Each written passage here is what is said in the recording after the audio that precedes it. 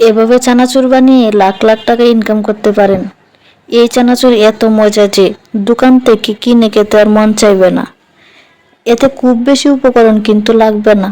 মজাদার এই চানাচুর বানাতে মেন উপকরণ হলো বেসন।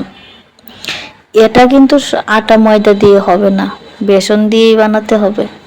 এখানে আমি বেসন নিয়েছি। সেই বেসনে হলুদ লবণ মরিচ দিয়ে মিশিয়ে নর্মাল পানি দিয়ে আস্তে আস্তে, খুব বেশি শক্ত না আবার খুব বেশি নরমও না, এই দেখেন এমন একটা ডো তৈরি করে নিতে হবে। এখন আমি একটা শক্ত পলিথিন নিয়ে নিচ্ছি।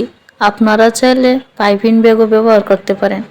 এই দেখেন এভাবে শক্ত কাগজের ভিতর দিয়ে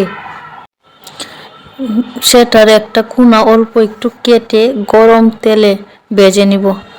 প্রথমে চিকন, এরপর আরও একটু কেটে মাঝারি এবং আরও একটু কেটে মোটা করে 3 ধরনের বানিয়ে নিয়েছি। এই দেখেন কি সুন্দর হচ্ছে না?